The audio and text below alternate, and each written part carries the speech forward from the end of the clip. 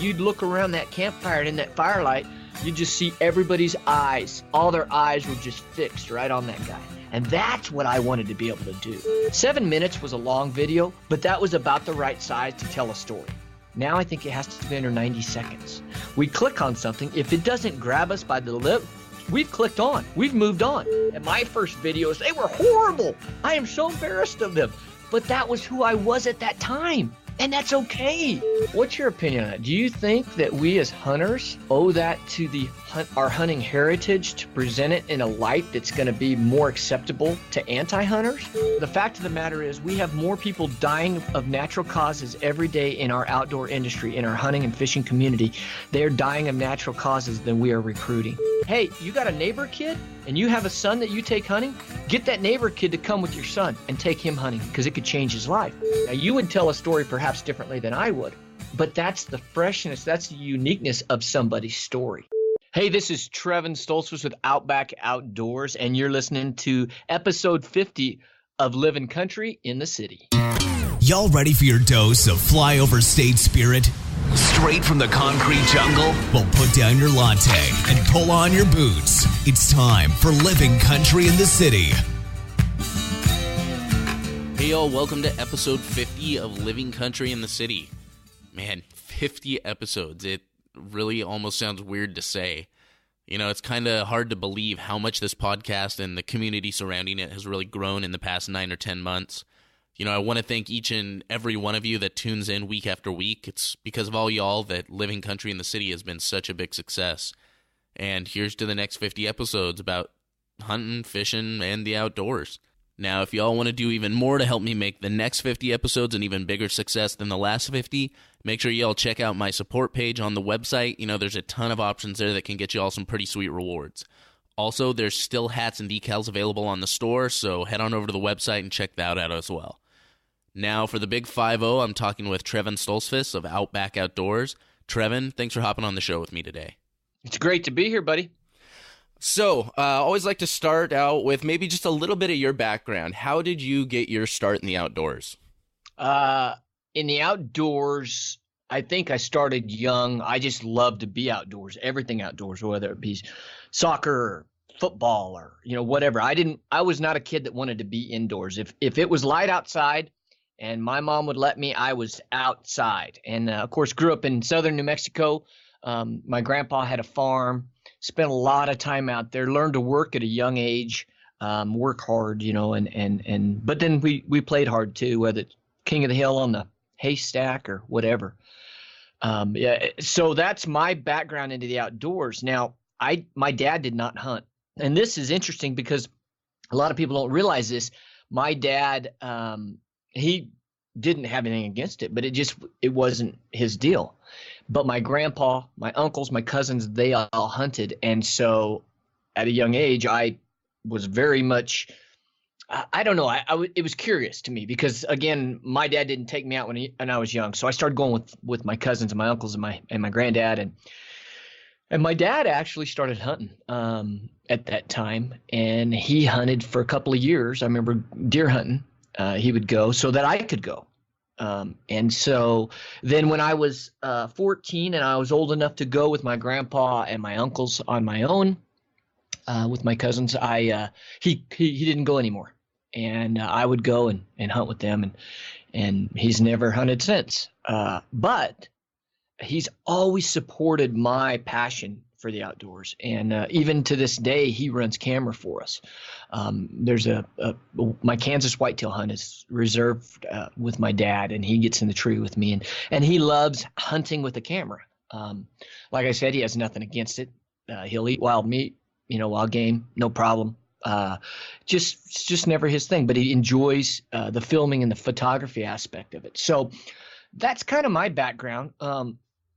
I grew up New Mexico, as I said. As I got older, I started doing some guiding, and really that was kind of that next level where I was successful on my own, and then being able to get somebody else who didn't have that knowledge or that background that I did and put them on an animal. To me, that was a challenge, a true challenge. And I think that was that next level for me.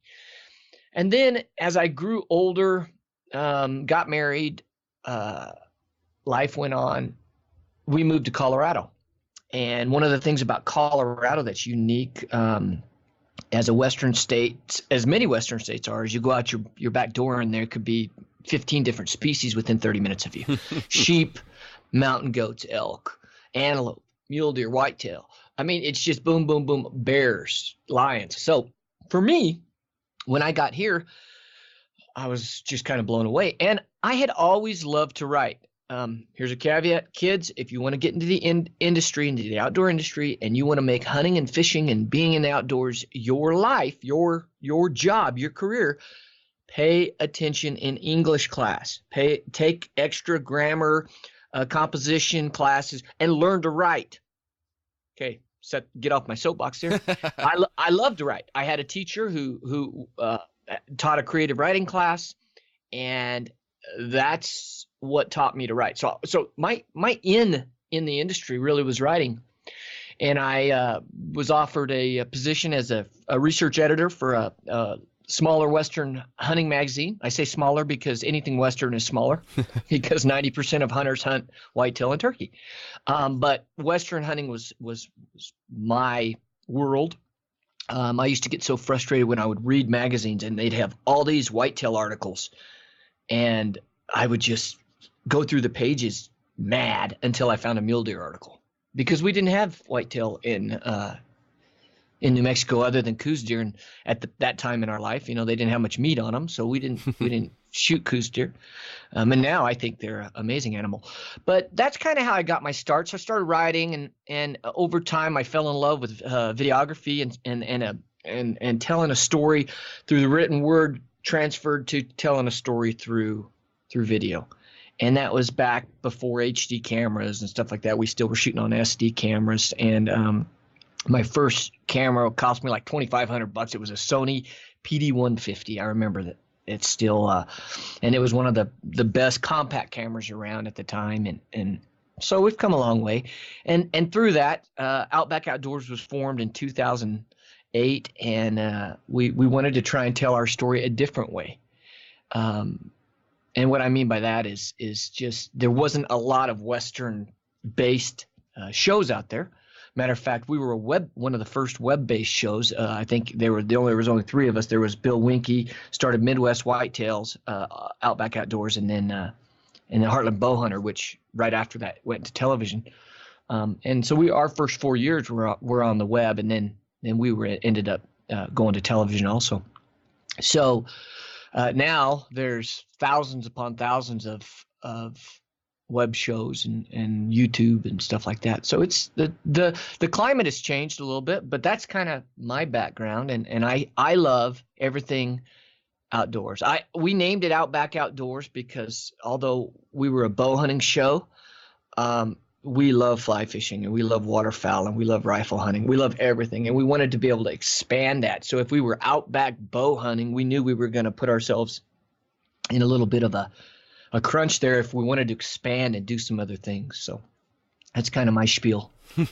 No, you brought up an interesting point that I think a lot of people are missing these days is, you talked about being able to tell a story, and I think that's important. A lot of people think like, oh, that maybe only applies to one specific medium or not. And it's, I think, really successful writers or whatever it is that are going to have longevity. It's the one thing they all have in common is they understand it's not just, there's times when you just want to show, okay, here's some footage, here's a kill shot, and here's me packing out whatever I just shot. But what's really lasting and what really has longevity are the people that know how to tell a good story and get the viewer engaged or the reader engaged. And that really is universal to whatever medium you're putting it on, whether it's a story in a magazine, whether it's a TV show or just a video, a series of web clips, Right. Well, it in podcasts. I mean, a podcast is no different. You got to be able to take that listener and engage them. And I think it's important. I think with television has really come a long way. Well, back when I started, there wasn't outdoor television. It was just getting started, other than like I think TNN, Hank Parker. There was some old, old TBS, I think, would show on Saturday mornings. There'd be a couple of hunting shows. But it's not like it is today, where you have, 2 or 3 different networks and you have all of these. It was, if you wanted something, you ordered the VHS tape. I mean, that's what you did. I remember sitting and watching Primos, elk hunting, The Truth.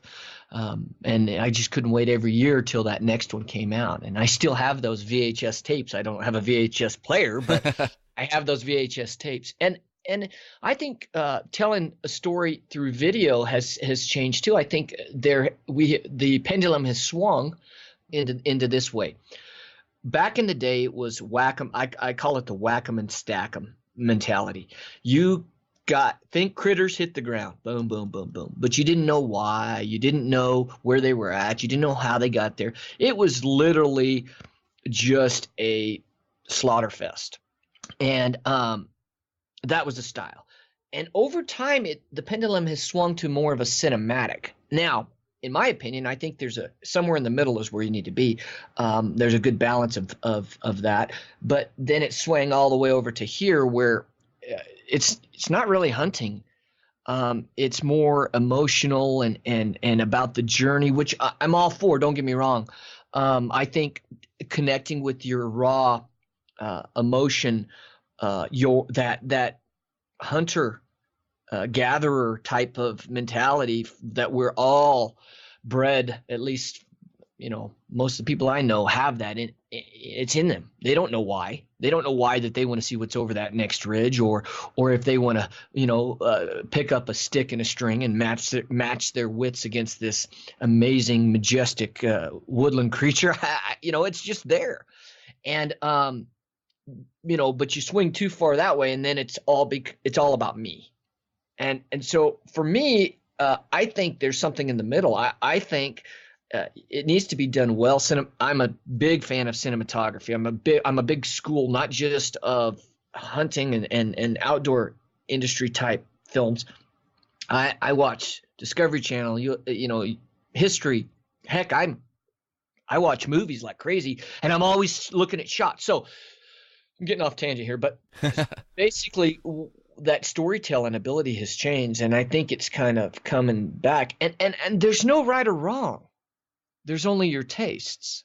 I mean, you might be a guy who, and I have a buddy named Jordan Brown, and he actually interned for us and then worked for us for a while. And Jordan did not care for, and still doesn't, it's not his favorite, the cinematic type of stuff. He wants to see animals hit the dirt. That's all he cares about. Right? Whereas you have other people that it's, the slow motion and the beautiful shots and time lapse and stuff like that. And I think it all tells a story. And again, not one is better than the other. That's just my taste. And as a producer, as a director, as a filmmaker, when I'm doing that, that's what I'm looking for. But yeah, storytelling is pivotal. Here's a great example. We were involved in the Full Draw Film Tour last year. I don't know if you're familiar with that. It's a great. You get to go to a movie theater, you have a few beers, and you get to watch on the big screen guys bow hunting like you do. And it's a great place for camaraderie. They travel all over. And one of the films last year, we had a film in there. It did really well. One of the films, I can't remember the name of it. I'm sorry. It's Hardworking Hunter is the producer. And anyway, it's a film about some fires in an area in Idaho. And him and his dad had a mule deer tag, and they go in and they don't find this buck they've been looking for. And so they end up going to look at how the fires, how devastating were the fires. And they find these 2 bucks, and they're scorched and they're burnt, and they're not the best bucks. They're not these massive bucks they've been scouting all summer. No. But him and his dad went and killed those bucks, hung their tag on it because of the raw emotion and concern and love, caring for the country, for the animal. It was just amazing. Not very well shot, not very well edited, no color correction at all, hardly. The audio wasn't very, all of the things as a filmmaker you pick apart. Best film there by far. Why? Because the storyline was solid. And so for me, that's a great indication of a guy who's able to take a story and tell it. And he might not have the most expensive camera. He might not have the best editor around. You know what I'm saying? Yeah. But yet that story is so compelling. You can look at all these other pieces that are better shot, better directed, better, whatever it might be, however you want to put it. Audio is mastered beautifully, and then the color is gorgeous. It doesn't matter. It's all about storyline. So if you're sitting around a campfire with your buddies, there's always one guy in there. He can tell a story like nobody else. Isn't there? Always. I mean, that might be you. That might be you. But for me, I was always drawn to how that person, whether it's an old cowboy or, whatever, telling a story about the good old days, how they told their story, and how you'd look around that campfire and in that firelight, you just see everybody's eyes. Maybe some mouths were open. All their eyes were just fixed right on that guy. And that's what I wanted to be able to do. No, that's just, if you happen to remember the name of the Full Draw Film Tour entry, let me know. I'll try and see if I can hunt it down and make sure to link to it on the show notes page if it's available online. But it's, you talked a little bit about how we're swinging, a little bit more from, the bodies hitting the floor, if you will, to the more cinematic style. And I wonder if that's because, to some extent, of the accessibility of these videos now, to where before it was something you really had to seek out. You had to go, buy the DVDs, buy the VHS tapes, versus now it's something it's so much more widespread. I wonder if a lot of that transition has also been because it's being seen by a lot more people that are not quite as familiar with hunting or as directly interested in hunting. They may be coming across this, and now because of that, we want to show more of a holistic experience surrounding just that kill versus, like you said, some hunters just want to see exactly how somebody dropped that deer or dropped that elk or dropped that antelope, whatever it is. Right. I wonder if that has to do with just the widespread reach and accessibility of these hunting videos now. I mean, you go on YouTube. There's no doubt. There's no doubt. Yeah. I mean, look at what you've got accessible. Back in the day, you didn't have. Well, you might have had YouTube. You had Vimeo. You had Facebook was just starting out. But I think what's happened is there's been a switch in the way people consume content. Now, I will still say this, having researched this immensely, there is a definite plus for television. Let me take off my producer's hat and put on my businessman hat for a second. My job is to partner with great companies and help get their products in front of prospective buyers. Okay, right? I mean, that's what partnerships are, sponsorships are. Yeah. I shoot a Hoyt bow. Hoyt doesn't think I'm that attractive. They don't think that I'm the best shot in the world, okay, personally. But what they do like is they do like the reach and the exposure for people who are their possible customers looking to purchase a bow. Okay, enough said there. Back in the day, you did had YouTube, you had all that, but now there's so much more content, and the younger generation is so tied into social media and they're so used to getting their content from the web versus television. I'll put a cutoff. That's 30 years and younger. Let's say, and I'm making this totally up, so I'm probably lying, but I'm just saying, let's say 80% of their content's consumed off of the internet. As you get the older, the cool thing about the 50-year-old plus age bracket, is most of them have a lot more expendable income. So you tell me, 22-year-old, just out of college or about to be out of college, 52-year-old whose daughter just graduated college and is actually working her own job and maybe he's married, whatever, out of the house. He's not paying for college anymore and has all this more expendable income. Which one's going to be that customer, readily available to purchase from, a $800 to $1,200 bow? Okay, so there is a consumer that is devouring content that's on the lower age, but they're not necessarily the customer of the. See what I'm saying? I mean, let's not fool ourselves. I don't do this to show what a great hunter I am. I do this because I love adventure and telling a story. But I can do this because I partner with companies and can help promote their brand and hopefully represent that lifestyle brand in a positive light. But what we're finding is through this content absorption, like you're saying, there's so many more avenues. Okay, but the true consumer, the true gentleman or a gal that has the expendable income tends to be on the older spectrum. And guess where they get their content? 80% television still. So, there is a switching of the guard here. But, you can't throw out television. It is a viable way to reach the masses versus but you can't have one and not do the other. I think it's got to go hand in hand if you're going to really reach the masses. With that being said, I also think with that younger generation and that content being devoured so readily, it has to be short. I think 10, 12 years ago, I think the average time on the web, let's say when we were doing our videos and we did the Google Analytics and all that, 7 minutes was a long video, but that was about the right size to tell a story. Now I think it has to be under 90 seconds. Why? It's because our attention span has gone. We click on something. If it doesn't grab us by the lip and hook us right away, we've clicked on, we've moved on.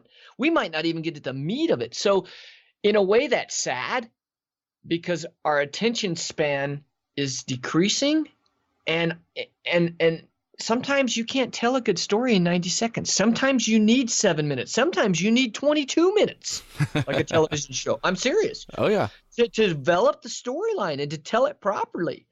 I'm a snob when it comes to my stories. I want to tell them the way I want to tell them. And if I have to tell it in 2 minutes in order to get a viewer audience, that frustrates me. I'm like, dude, don't just give me your attention for 7 minutes and you will not be sorry. But that's just not how the world works. So, sorry. Oh, no. Get on my little soapboxes here. It's funny because I noticed that in myself even. I will, Instagram stories. Like those things have ruined me, but I find myself like I'll be going through, I'll be checking out what everyone's doing and you can kind of see at the top it has like the little dashes that tell you how many stories there are in this one person's thing and I'll go through and you'll see 3 and I'll watch them and then all of a sudden I'll see one that's like a bunch of teeny little dots, like 40 teeny little dots and they're obviously like either on a rant or telling some story or something's going on and I don't care how interested I am in that person. If I see that many dots in a row, that many stories, I'm like, I do not want to commit to this. I do not. Really? I get so. That is so interesting. It's because my whole and it's like I could be super interested. It takes a lot. Like in that first like maybe 2 videos on that story run, you have to have some seriously compelling reason for me to want to stay for the next like 10 minutes. That makes sense. That makes sense. I understand that. To be honest, though, I'm also not going to my Instagram stories for content that I want to sit and commit to. Like, I want quick hits. If I'm gonna go consume content, I'm gonna go to YouTube. I'm gonna go to Vimeo. I'll sit down on someone's website, or I'll pull up my outdoor TV app and I'll watch a show. I'll pull up Netflix and watch something up there. Sit down and listen to Steve Ranella talk about glassing for coups or something. But I I just What's your favorite? Is Meat Eater your favorite podcast? Oh, as far as my favorite podcast, that's tough. Right now, it would honestly be between the Rich Outdoors, Cody Rich's podcast. I've done his podcast. He's a great guy. I like Cody's podcast because you can just read, like, he's super excited and interested in wanting to learn from his guests, which is to some extent where I'm coming from. So I really identify with that. I connect with that. Right, sure. And you can sense that coming from him. You know, he's super excited and interested in the people he's interviewing. And the other one that is fairly new that I've just been obsessed with is Aaron Snyder's new podcast, Kafaru Cast. I mean, just it's Aaron. He just no bull, says exactly what he thinks, and there's just some really good, solid info in a lot of those podcasts. Aaron is one of the most knowledgeable people I've ever met about a lot of different subjects. My favorite podcast right now is probably Gritty Bowman, and I'm not a podcast guy, but I've gotten more into it, and here's why. I think there's something about Brian Call that is non-threatening. I've met him in person. He's the same guy. You know what I mean? He's one of those guys that totally is. And whether Aaron's on there or not, I don't. That doesn't make me listen or not listen. But what I will say about Brian is he covers everything. He doesn't hold any punches. He's not scared to talk about things that are, oh man, that's kind of not PC or whatever. You know, I mean, he's easy to listen to, and I don't know if I can even put why that is, other than and it happened after I met him. So I think part of it was getting to know him a little bit. I don't know him very well, but I do know him a little bit, and I'm a fan of him. Does that make sense? Like, I met him and I'm like, dude, I could hang with this guy. So that's where it's been, and I'm so busy. The only time I listen to podcasts is if I'm traveling. Mm-hmm. So I mean, I don't just say, oh, I'm going to sit down and listen to podcasts. No, because I've got 3 pieces I need to edit, or I need to go through this, or I need to do whatever I need to write, but I think the generation that we're at, and here's the interesting thing. A lot of those podcasts could be 90 minutes or 120 minutes long. Mm-hmm. And here we were just talking about with video that 90-second range. So what is it about podcasts versus Instagram stories? And what made me think of Brian again was you were talking about Insta stories. I love his Insta stories because, again, I identify with the person, and he's just a normal guy. I mean, like we all are. I mean, nobody's special, other than maybe Cameron Haynes, but he's just a freak in a good way. Absolutely. I know. I ran camera for him, so but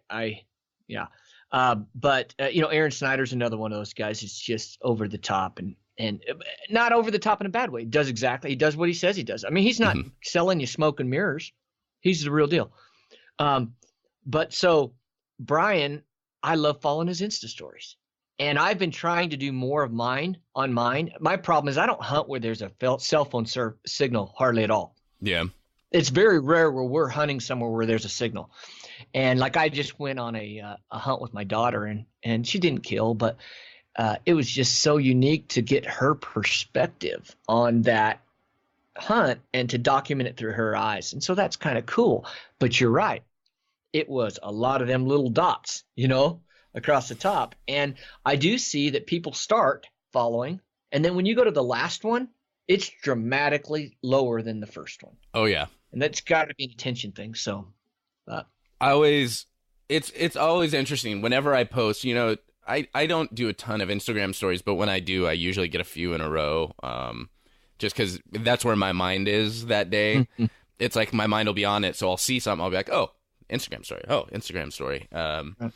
But I notice, and I always kind of figure out my percentage drop off, rate. And I notice it's pretty consistent from if I have 4 stories in a row, I'll notice it's a pretty consistent, whether it's, 10% or 5% or whatever it is, whatever that day is. It's very, very consistent from each story down. I think they should call it Insta chapters, because really in 24 hours you're telling one story, aren't you? I mean, at least that's the way I do it. Yeah. And maybe I'm using it wrong, but each one of those is just a little chapter. And again, following Brian Call, Gritty Bowman, if you haven't, check it out. It's interesting. I see that, and literally there was one thing that he was hunting. I can't remember what he's hunting, but for some reason I got hooked in and compelled to follow along with him. And I wanted him to kill. Oh, I know what it was. It was Montana elk. And he had passed on this bull earlier. And so I'm following this throughout the week, not just that one day. And it was just amazing because, I wanted him to kill a bull so bad. and the funny thing is, I had just gotten back from an elk hunt in Kentucky. And I'd killed a nice bull and everything. And it was like I was there.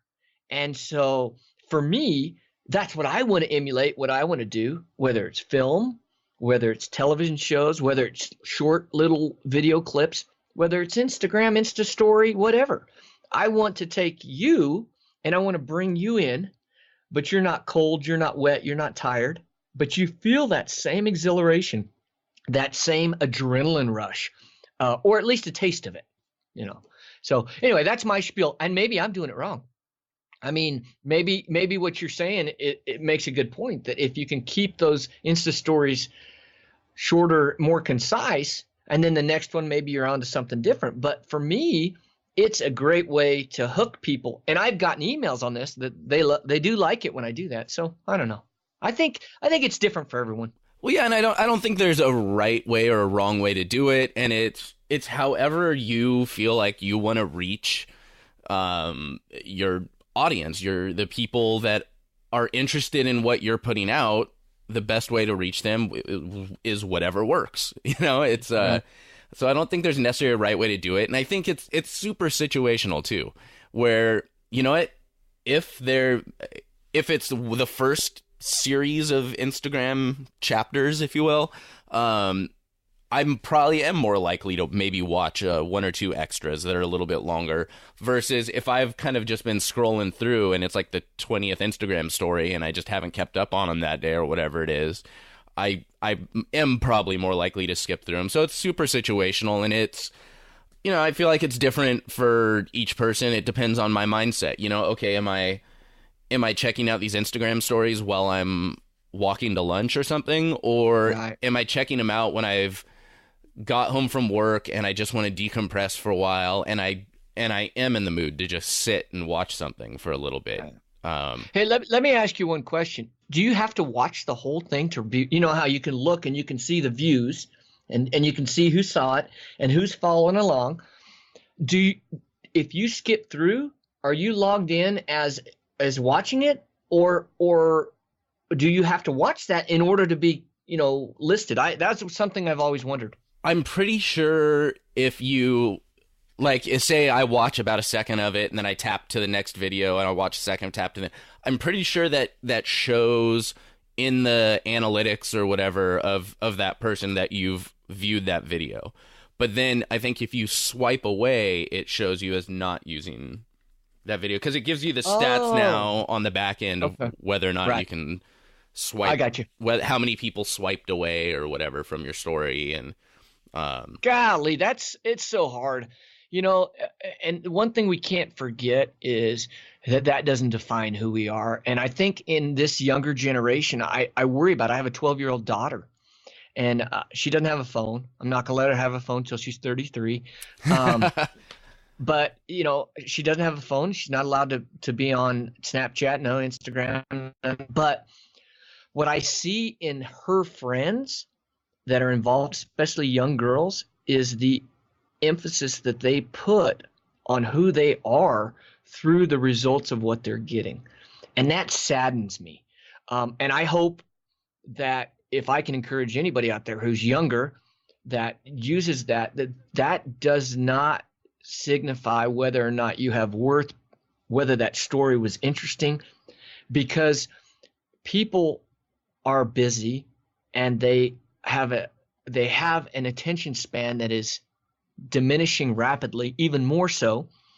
So I guess my thing is I worry that we're raising up a generation that is weighing their significance on likes and views.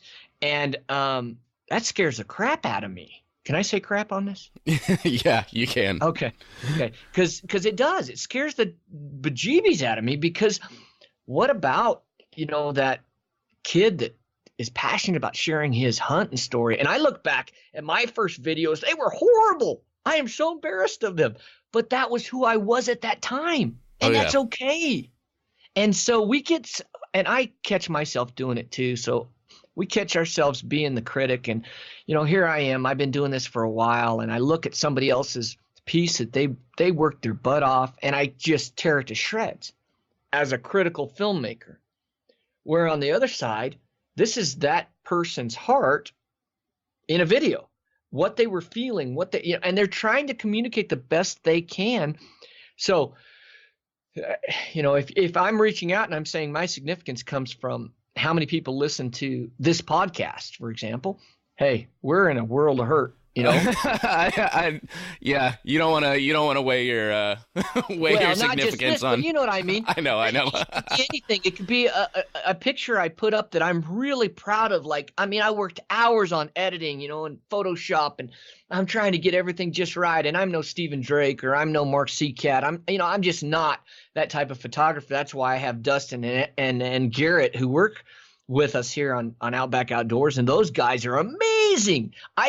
I'll edit a picture, and then they'll edit the same picture, and I'm like, yeah, I just wasted 2 hours of my life. That's really good, and mine sucks.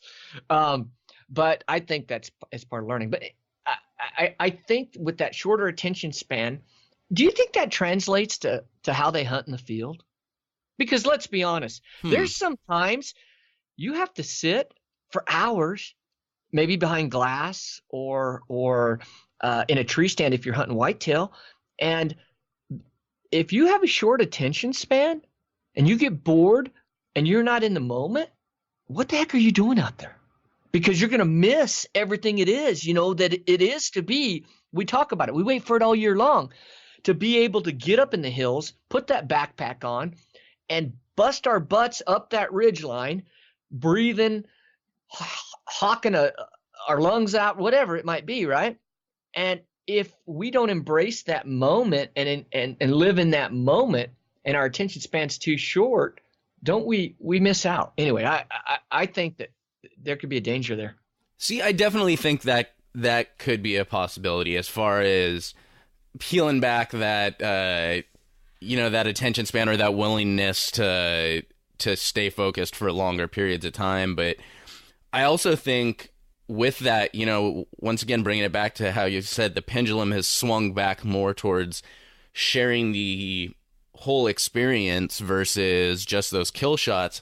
I think, I don't know if that balances it out or what, but I think a lot of the content we're creating is focused more on the lifestyle and the experience of the hunt now.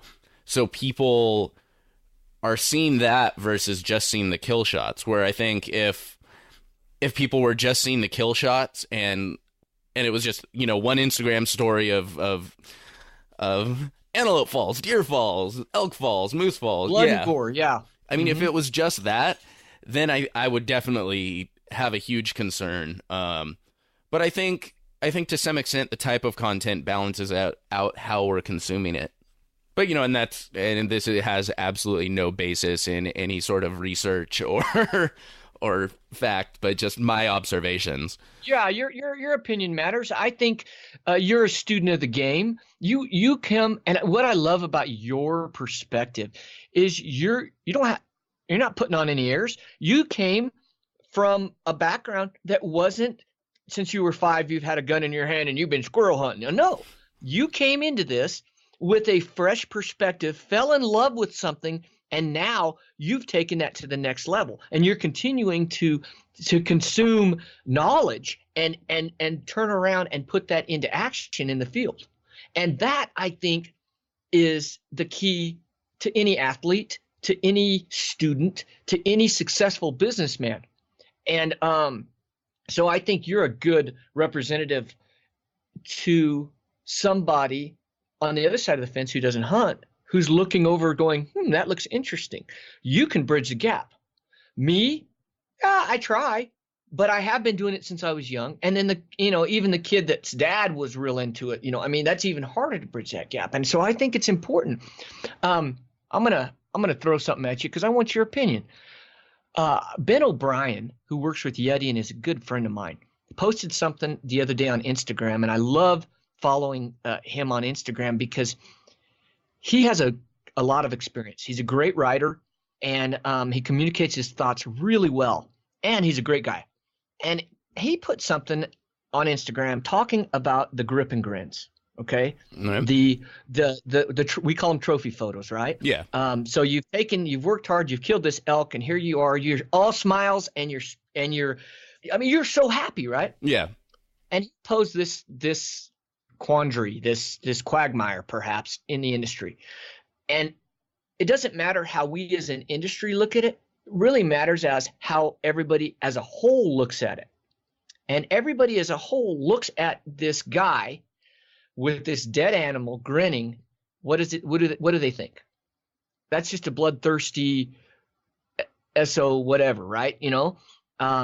That's the opinion of a lot of non-hunters. Now, he went on and explained why the grip and grin even exists. Back in the day, especially with print media, it was a way to show the finality of a hunt and also incorporate your sponsors or your partner's products and show how you use these products to gain this result. And guess what? You're happy, right? Yeah. So there it became the grip and grin. He posed that we don't do that anymore. We never post a picture with this goofy or this over-exuberant smile on our face with a dead animal, but rather the respect that we really have, because when we hunt, we truly respect those animals because hunters are the biggest conservationists.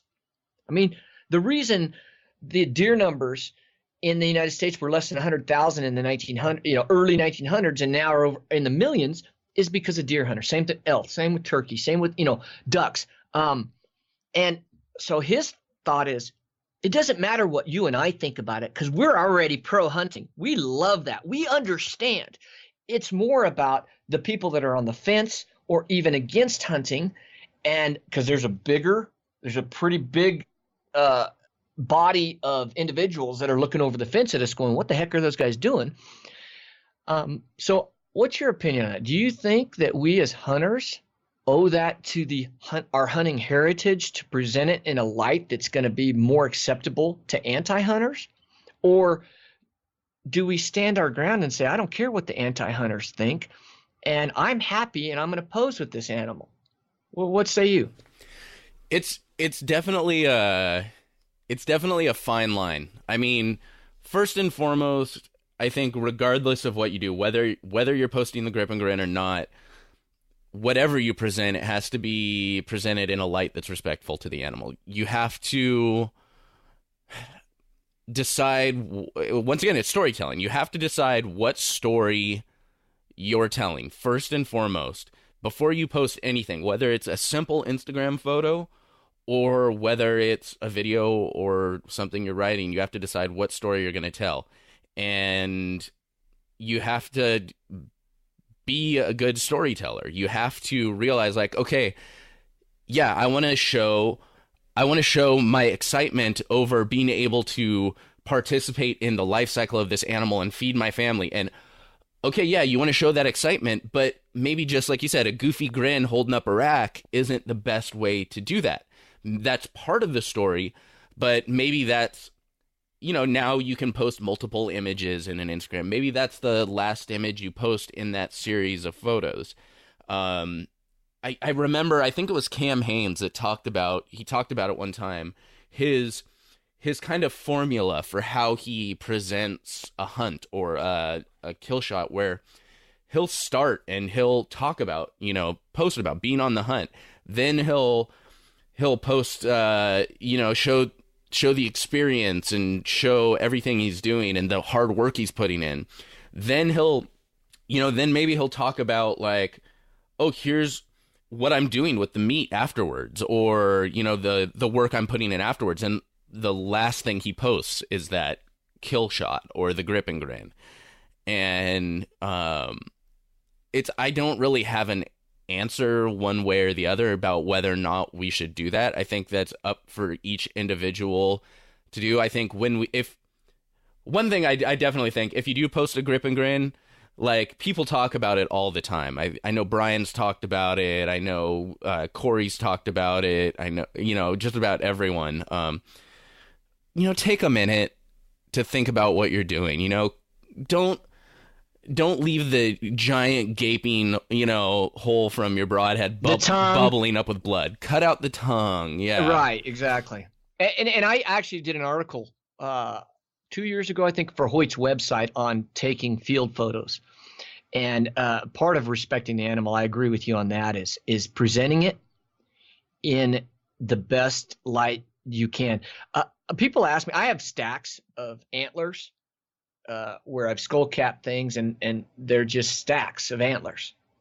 I don't mount a lot of animals because for me, I think that last field photo with that animal, for me, is something that I treasure more dear than a head on a wall, because that was the last time before I broke that animal down, before I cut that animal up, before I put that animal in my belly. That was the last time that animal was in its environment in its entirety.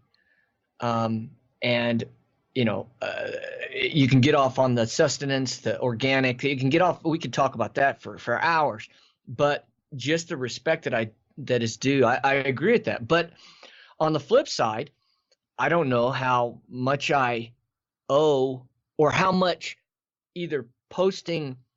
You see this, the guys take their hat off. They look like they're praying over the animal. I don't know. Sometimes I wonder if they're trying to revive it and again, but to me, that's not one of my favorite images. And here's why. I feel as it's forced. Mm-hmm. I feel as it is just as bad as the guy with the bow over his head, and he's got that rack in one hand and he's doing this, can be conceived as inappropriate. And I've taken pictures like that myself because and it was all natural in the moment, because I killed a buck in Nebraska a couple years ago with a stick bow. And I couldn't believe I'd done it. I couldn't believe it worked. I was so blown away. And but it could be perceived as an arrogant, look at me, look at me, look at me. I don't respect this animal, and I would never want that. But on the flip side, I don't know that an anti-hunter who's against hunting for reasons that they don't really know, a lot of them couldn't sit down and say, well, here's why I'm against hunting. I wish they would. I don't want you to hunt because I watched Bambi when I was 4 years old and I've overhumanized that animal. Okay, that's a real answer, but you're not going to get that from most of them. So with the movement of organic and, all of this meats and knowing where your meat comes from, this big movement now, which I love. I love the fact that my 12-year-old daughter knows that if we go and pick up a package of steaks at the store, something died to give that to us. Okay. I love that. And I prefer to have a freezer full of meat of animals I know where they came from. Yeah. So with that being said, I don't know that picture is going to sway that anti or not. Will they use it for fodder to throw at us? Ammunition to accuse us of being bloodthirsty killers? Yeah, sure. But they're going to use any shot of a dead animal where a hunter's in it that way. Whether your hat's off and you're praying, or you've got a smile and so that's kind of my 2 cents. I do see both sides of that, and I do think if anything this conversation does is it raises the awareness of how we pose ourselves as hunters and conservationists. And when you're a taker, guess what you're going to communicate? You're a taker, dude. You're not a freaking conservationist. You're a taker. You're no different than any other, redneck hillbilly shooting out of their pickup, hoping they don't spill their Budweiser in their lap. Well, that's what we're looked at when a lot of people that aren't hunters think of hunters. That's what they think of. And so anytime we can raise that awareness, change that image, I'm 100% with it. I just hope that we as hunters don't start getting onto each other as we do for guys that hunt with a rifle versus guys that hunt with a bow versus guys that hunt with a trad bow. The infighting in our industry makes me want to pull my hair out. It's like, come on, we've got bigger battles to fight. You know what? Feel free, infight as much as you want, but let's save that until there's no more anti-hunters, and that's not an issue. Right. Let's, because that's going to happen. Right. But yeah, no, I think you made a point where it's like there's the picture of it's like it's like praying over the animal, or you're cradling its head in your hands, and I've seen them where you look at them and you're like, come on, how it just feels tacky, and so over the top. But then I've also seen my friend Jessica, follow her arrow. She was a guest on the podcast before. There's a picture from one of her recent bear hunts. It was a super candid picture where she was, she got her bear, and she's holding its head in her hands, and she's got her face right up to it, and but you can tell it's like a candid. It's not. I don't know. It wasn't this really set up posed photo, and I think we obviously like you said, anti-hunters are going to use what they use, and we're not going to be able to stop them in that way. But we don't, when people try and pose stuff like that, they don't give everyone that's viewing this content enough credit to. Right. They're like, oh no, they're totally going to believe that that this is completely genuine and not at all posed. I'm like, kind of like, if that's not a posed shot, how'd you get that on a solo hunt then? Now that makes a good point. Now we have 2 camera guys usually on every hunt, and one of the things that we take a lot of pride in is our lifestyle photographs within the hunt. A situation where and it's fun for me because I can look back and photos tell a story just like video does. And I look back at some of the raw stuff and I can see the progression of the hunt. And some of the candid shots captured, with the click of a camera, you're like, it takes you right back to that moment.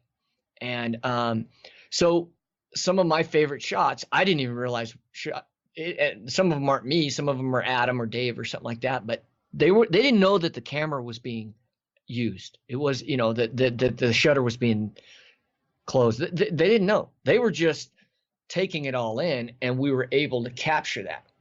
Now, again, there are some times where we've done some stuff, and some of it has to do with sponsorship. Some of it you're doing a lifestyle type shot, and we take a lot of pictures, after we have something down, but we try and make it as natural as possible, trying to utilize, just like Ben said in his Instagram post, that it started out because it was a way to creatively show the products that helped you be successful in the hunt without saying, I killed this because of my gold tipped arrow tipped with the wasp braid out of my Hoyt bow.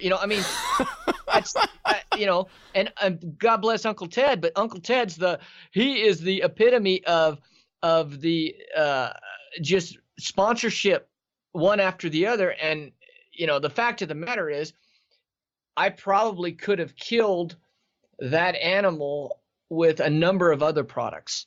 Okay. So we want to show this is what I use, this is what I trust, and this is the result, but not shove it down your throat, because I just don't think that works for marketing anymore. I think it's, and I don't know if it ever worked. We thought it did at one time. I remember back in the day, and I don't know if you were around at this point, but back in the day, your whole thing was there's a knife company out there that I'm not going to mention its name, but one of the things they would say is if they're going to sponsor you, and we decided not to do anything with them just for this reason, was that you had to show their knife and mention their knife X number of times, and I'm like, but that's not natural, and it wasn't a creative shot. No, it was hi, my name is Trevon, and I used a such and such, here with this dead bear, whatever. And it's almost trying to implement that connection between the knife brand and that's why I'm successful, which a knife is great, but it's not like it's my main tool for hunting. My main tool is a rifle or a muzzleloader or a bow, or I'm going to probably be more successful with that than a knife. But the knife is very vital when I need to break that animal down. And so for us, it was always, and we still hold this, we're not going to do it. We're not going to do an infomercial. People see right through that. And that goes back, I think, to some giving the hunt, not just the animal, the hunt, some respect, giving the viewer some respect. Now, viewers aren't stupid. One of the shots I hate more than anything is recreations. I hate recreations. I hate when a guy comes up with his rifle and the cameraman's behind him and he comes up and instead of zooming out to that animal or getting on that animal, the next frame you see is the cameraman comes in front of like he walked out in front of the hunter, and now he's really trying to concentrate on finding that animal. And dang straight that he's already shot the animal and it was a bunch of recreates. I hate those. One of our standing rules is we don't do recreates. We don't do reenactments because, number one, I'm not a very good actor. And I cannot portray that true image of the look on my face, my eye, the way my eyes are focused. I can't fake that adrenaline like you can when you're you come to full draw and you're trying to anchor in and trying to figure out which pin is, you need to use. And there's all of these things going on. You can't recreate that when you all of a sudden now in slow motion, you're going out in front of the bow. Come on. That didn't happen. You'd blow that animal out of, and the thing is I don't think our viewers like that. Perhaps they used to, but I think now it's much more if you're taking them there like they're standing over your shoulder and everything is real. And yeah, maybe it's shaky. Maybe it's a little out of focus, but that's what it was. And I think they can identify with that more than when, then if we're going back, the lighting's different. It's a different day. Let's say it was real overcast. Then all of these recreates or these reenactments are done, and there's not a cloud in the sky. and through color correction, they're trying to match these scenes, but you can see right through it. Well, I think even if you don't necessarily fully look at that and say well, that's a recreate, and I think even subconsciously you kind of realize you're like, this doesn't feel natural. This doesn't feel genuine. And so you tend to gravitate away from that content. You may not, and obviously you have more experience in this than some people, and you'll probably recognize those things more up front. But most people, they just kind of look at that and they tend to gravitate away from stuff like that because it doesn't feel genuine. I think really that's what it comes down to is a rule of thumb. Whenever you're presenting, maybe not focus so much on exactly okay, I can't do this grip and grin, or I can't do this, or I shouldn't do this or that. Focus more on presenting something in a genuine light, right? Whatever that is. And when you come from that perspective, it's more about changing your perspective on how you want to present something overall rather than the specifics. Right. I think then when you're coming from a right spot, a lot of that other stuff, not 100%, but a lot of that other stuff will start to fall into place, and people will gravitate more towards what you're putting out. Two, it will come off in a better light. So even even if you're smiling, whatever it is. Yeah, and I think it goes back to what we were talking about earlier, storytelling. If you're staying true to your storyline, the kill is a very, very small portion. Cameron has said it too, like you were mentioning earlier. The actual kill portion, that's a small part of the storyline. And so if you realize, I think in the past, going back to what we used to do 10, 12 years ago, you could almost take and you say, I need these shots. And you had a TV show. Okay. They were all the same. I don't care who shot them, whether it was, The Crush or Lee or Driven or whoever did is the show it's on. It was very similar. I think we've gotten away from that a little bit. And I think young filmmakers, young videographers that are trying to tell a story need to have the freedom, the confidence, maybe is a better word, to tell their story the way they want to and realize that, okay, I didn't get that shot. That's okay. That shot is not vital to what the storyline is. Now, that's the reason we love running 3, 4 different cameras at a time. Okay. We might have a GoPro. Now, we're not going to film a whole hunt with a GoPro, but if I need to show the intensity of something and I have a GoPro on my bow, if it's legal, mind you, please, just for public service, check your local state regulations on putting something on your bow. Okay. Covered my bases there. But if in a situation like that, I come to full draw and I'm taking that footage from that point in that hunt. It is real. It's the real deal. I didn't do it later. And even if it's a 2-second clip, it can add to that storyline. And there's some really, especially these guys that are going and filming their own hunts, God bless them. That's the hardest thing to do in the world. Tim Burnett is like a god to me because Tim Burnett went out and still doing it today. Him and Remy go out and Remy's a amazing individual too. Remy Warren. They go out and they film all their stuff. And I've done it before. It is really hard.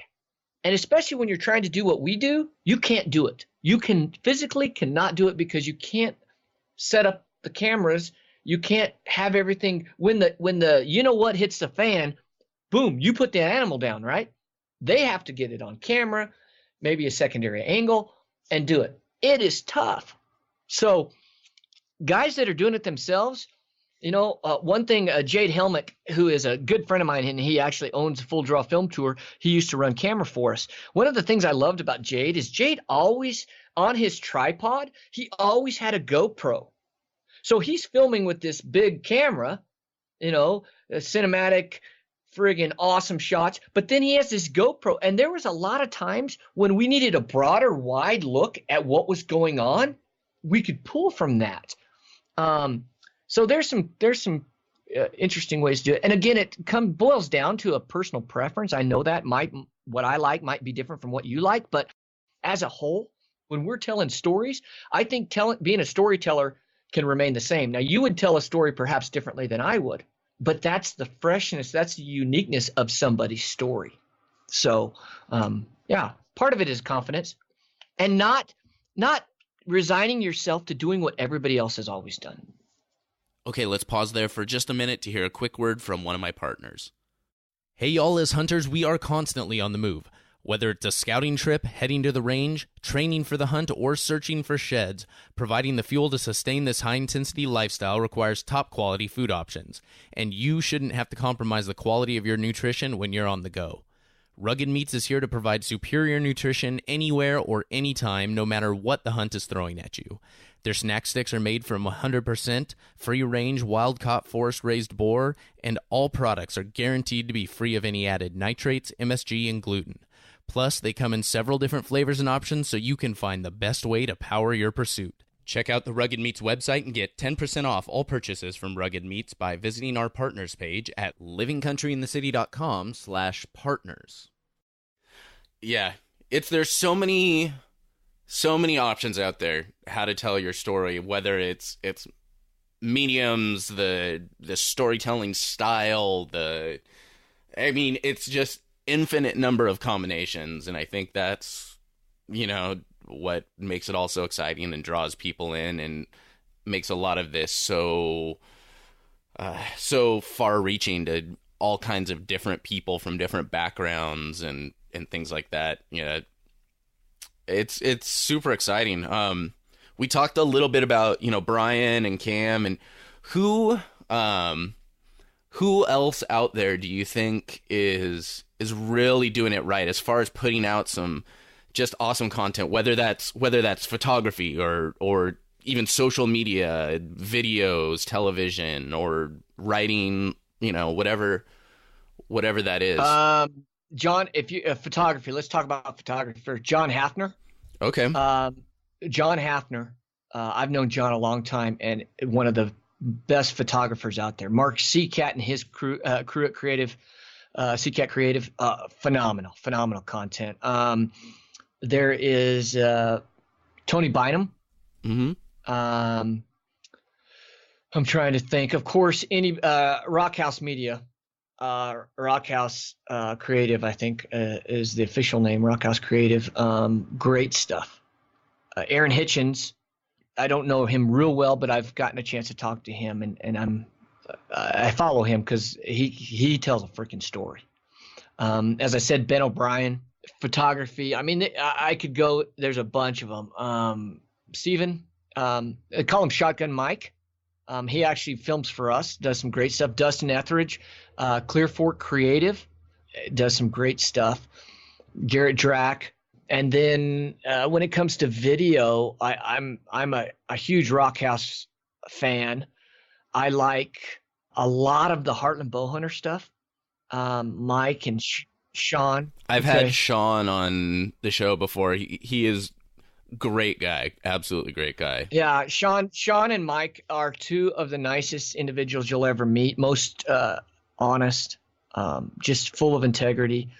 And good guys, guys that you could sit down, whether or not we were in the same industry, trying to put out content and entertain and educate hunters.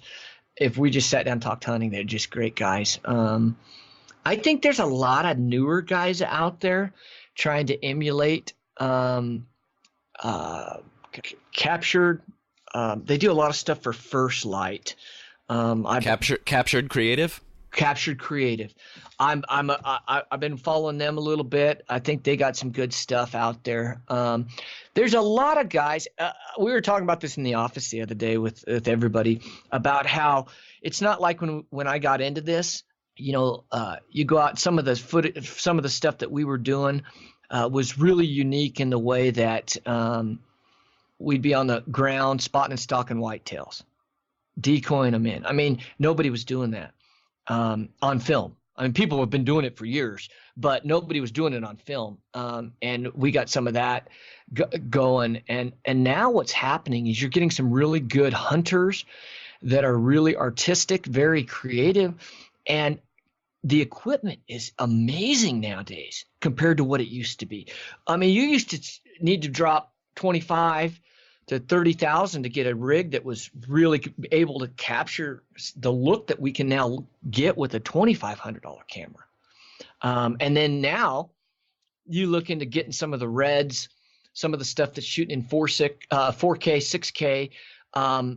And you're talking about the video being such high resolution, almost a raw quality, that you can pull a still out of the video, and it's a stunning, and you can edit it in Photoshop like a stunning photograph that was taken from like a Canon 1DX or something, so a very high end camera. Well, you even look. I've pulled photos from my GoPro, and once again, I'm not comparing this to like a Red or anything, but no, a 4K. It's a 4K camera. It's that with a full stabilizing mount under $1,000, and I've pulled, not even using the photography feature, which pulls out some high quality photos, but just taking a screenshot from some of these video clips from my elk hunt in September. You wouldn't have ever guessed. You would have looked at that, and that's a $500 camera. That's yeah, 2 inches, 2 inches long. And it all boils down to this. It all boils down to how you tell that story. And the tools are available for these young guys, young gals to go out and tell their story in stunning ways. And what's going to happen?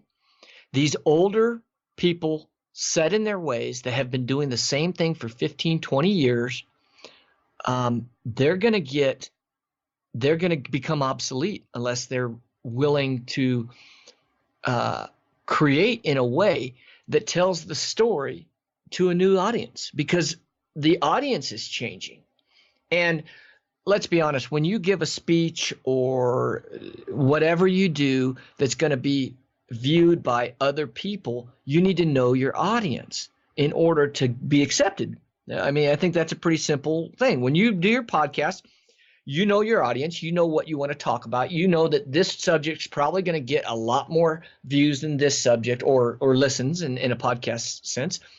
But that doesn't mean you don't do what you're interested in. It just means that's the reality of it. And if these people aren't willing to push the envelope and to learn and to explore new ways of effectively telling to the audience at hand, they're gonna disappear. And they are. The tide is turning. New, fresh is coming in and doing quality stuff. And so it's great. Montana Wild. I'm a big fan of the Montana Wild guys up in Montana. They do some amazing stuff. And although they do, unfortunately, they're handicapped really bad because they use Nikons. So sorry about that, boys. No, I'm just kidding. They do some amazing stuff. And it just goes to show you, it doesn't matter what brand's on your camera. It's about telling a story. And when you all sit down at a table, a big round table, and somebody hands you this lump of clay and it's all the same, it's amazing what story you can tell. Now, if one guy has a worse grade, I'm talking out of something I don't know. Is there a worse clay? Maybe not as good, and then somebody has better clay? Could this better clay be better than the worst clay? Sure, but it all comes down to the storyteller, the artist, the molder. If you took someone who's a creative, a genius, just an amazing artist, and they turn around, they're going to make something with crappy clay better than somebody who's not a very good storyteller. And I think that's where the power in today's society, especially being a storyteller about the outdoors, comes. The tools are getting more on an even playing field. Now your storytelling comes out. Well, and it's the same thing as with hunting. Creating amazing content, telling a story, it's the same thing as hunting. You can give, honestly, someone like me the best gear in the world, and I can go out and try and chase elk, and it may not turn out so well. You can give someone like Cam Haines or someone that's just a epic hunter some plaid, a pair of jeans, and an old tent, and a older bow, and they're still probably going to go out there and kill something. Yeah, Cam's not a good one because he just run the animal down. But I just chase it down, tackle it, and yeah, he'll run it till it's just so tired, and then it'll just give up.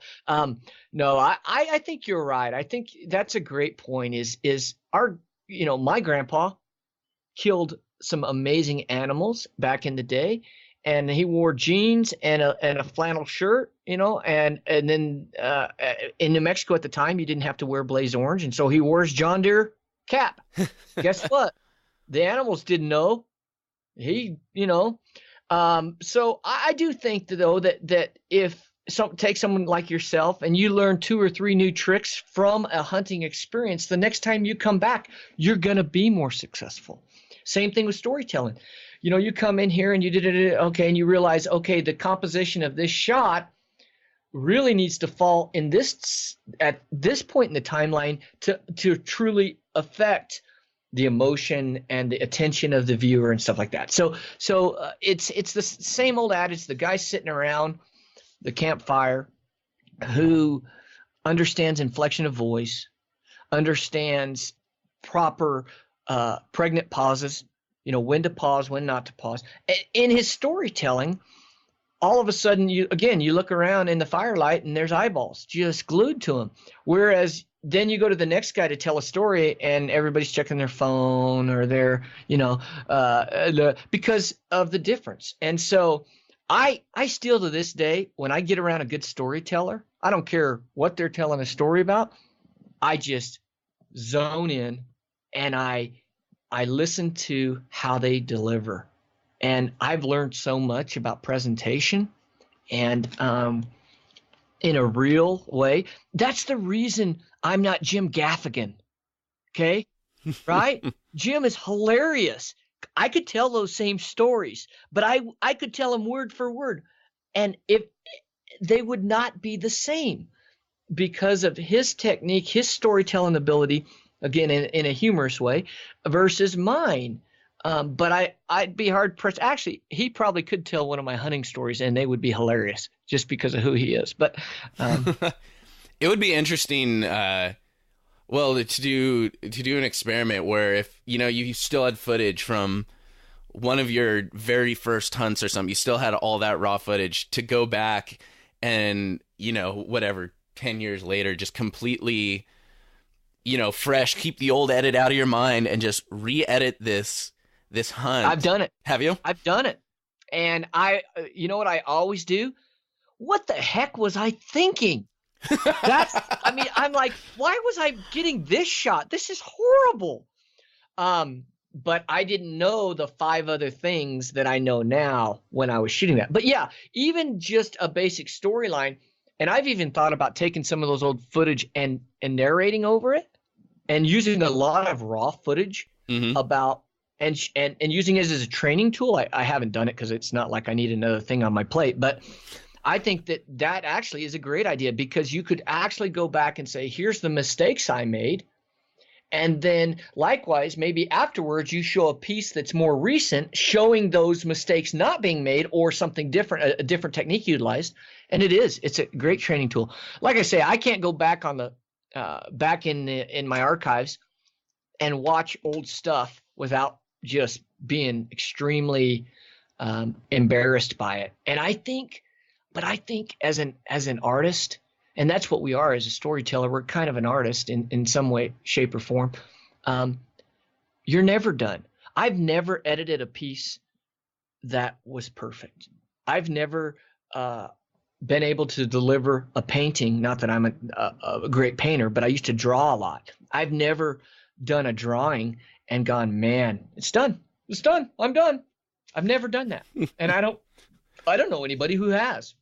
That is artistic because we can always get better. We could always be better. Now, sometimes you run out of actual materials to make it better, and that's when you have to say, okay, that's the best I can do.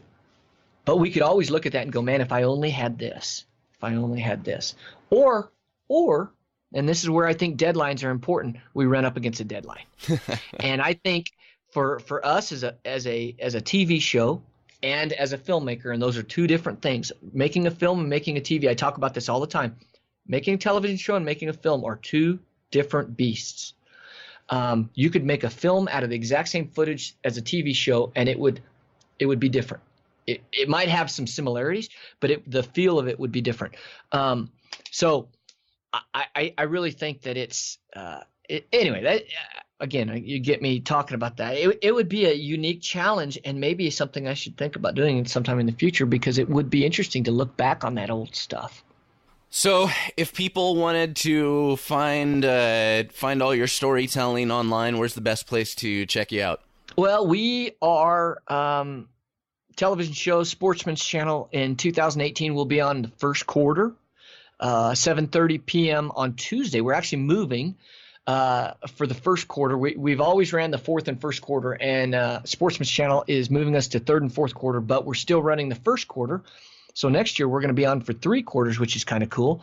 And we're going into our 10th year, which is really cool. So we're going to be in the third and fourth quarter. We're going to be coming out with kind of a decade, kind of celebrating that as a decade. And in the first quarter, we're going to be actually looking back on some of our older hunts where we talk about some of the situations, and not necessarily the artistic or the cinematic or the editing production side, but the actual hunt itself. And in the first quarter, Tuesday night, 7:30 p.m. Eastern time, is the primary airing for that on the Sportsman's Channel.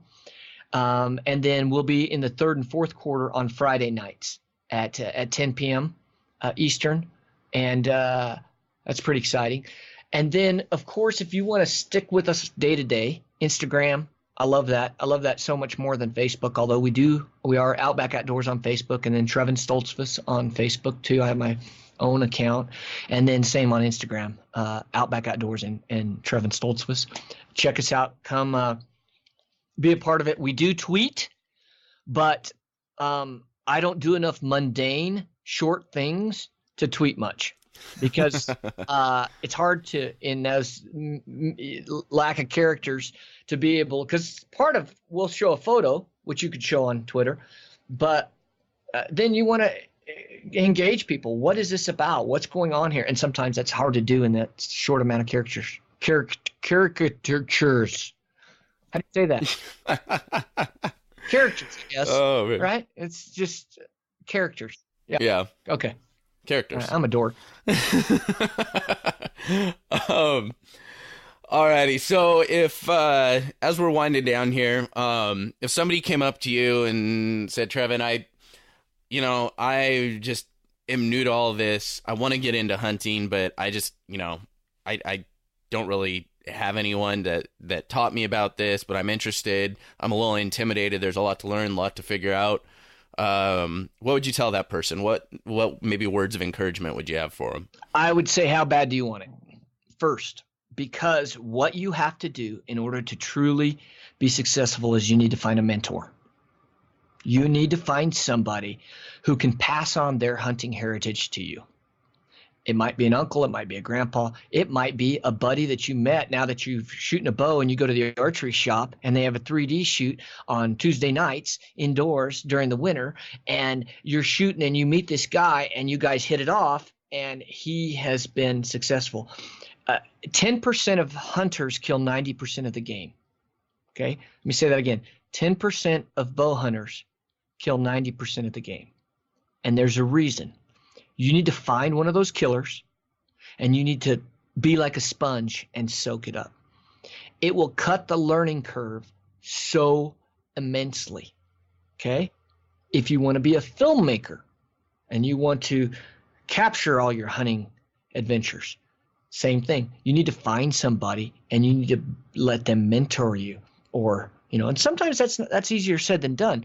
It's hard to find somebody who will invest in you, but we as a hunting community should be looking for people to mentor. That's our job. I preach it from the mountaintops. Hey, you got a neighbor kid and you have a son that you take hunting, get that neighbor kid to come with your son and take him hunting, because it could change his life. And likewise, it happened to me. My dad didn't hunt. My grandpa and my uncles did. And look at me. I am ate up with it, and it's a lifestyle. And it's something that we should hold near and dear, and we should pass on. We shouldn't hold near and dear and hold on to it and not, it's our trade secrets. No, we need to let that out. So my answer to that person is, how bad do you want it? Because you might have to go and you might have to find. And then the other thing, I guess, on the end of that is shut your mouth. Forget everything you think you know and learn. Soak it up. Then put it into practice. And you're going to make a ton of mistakes, even if you have this shortened learning curve. But the only way you can learn something truly is by doing it yourself. Going back to that reference on the artist and the clay, I could have the best artist in the world standing over me telling me how to do something. But until I do it, it doesn't become my own. And the first ashtray I make out of that clay probably might look like basically a piece of junk, but by the 5th, 8th, 9th time, I'm making something that actually has some beauty to it, and I'm putting my soul into it. Same with hunting. I was so invested in what you were saying. I just completely. That's all I have to say about that. I was, as Forrest Gump said. Oh man, I was into it. I was waiting for the next piece of wisdom. No, Well, absolutely. and there's one more piece. Never quit. Never quit. It takes 15 seconds. Takes 15 seconds, maybe even less than that, to be successful. No, I don't want to use that word, because just because you don't kill doesn't mean you're not successful. To harvest, to kill an animal, it doesn't take that long. And so what you have to do is, here you've invested all this time and stuff like that, you go out there and you can't find any elk. Don't quit. If there's elk in there, they might not be right there. Go find them. But by quitting, you'll see a lot of guys do this. They go back to camp, they get comfortable. The next thing you know, they're breaking camp and they're like, just no elk. Well, dude, you got 3 more days. Go somewhere else. Nah. Well, okay. How bad do you want it? So. Well, awesome. Thank you so much for hopping on the show with me today. I really appreciate you taking the time out of your day to sit and talk. Yeah, well, thank you. And if one last word is, take somebody hunting. If you're listening to this and you have, maybe fishing's your thing. Take a kid fishing. And it doesn't count if it's your own. It's your own. It doesn't count. I want you to take one of their friends, because the fact of the matter is, we have more people dying of natural causes every day in our outdoor industry, in our hunting and fishing community. They're dying of natural causes than we are recruiting. And do the math. It's going to drop. Become members of these organizations like Mule Deer Foundation, Rocky Mountain Elk Foundation, Backcountry Hunters and Anglers. Become members of them, of those type of organizations. Support the groups that support what you love, that are going to give this. I know I'm getting on a soapbox here, but this is vital. If my daughter and her kids are going to be able to do what I love to do, we have to fight for this, because there are people that want to take it and they love it and they love the beauty, but they don't want any management. And we've seen what that will do. Okay. We've seen how animals don't manage themselves very good. It doesn't work. We need to step in there. We need to give them places to live. We need to provide them with, numbers that are literally scientifically proven carrying capacities for this amount of land. And that's how many numbers of animals can sustain themselves on that. And these are organizations that do that. So, number 1, take a kid hunting. Number 2, get off your butt and become a part of this conservation effort, which is going to ensure that we have this to pass on to our grandkids. No, that's awesome. And thank you again so much for hopping on the show. I appreciate it. You got it. My pleasure. And any time, give me a holler. I always love talking hunting and conservation and filmmaking. I'm a freaking nerd when it comes to telling a story. I love talking about that. All right, y'all, that'll do it for episode 50 of Living Country in the City. Make sure y'all head on over to our show notes page at livingcountryinthecity.com/50, where you can get links to everything we talked about in the show. Also, make sure you check out the support page and our store, pick up some hats, decals, and really be part of Living Country in the City. But until next time, keep it country, y'all. Thank y'all for listening to Living Country in the City. Get show notes and check out the blog, product reviews, events, and more at livingcountryinthecity.com.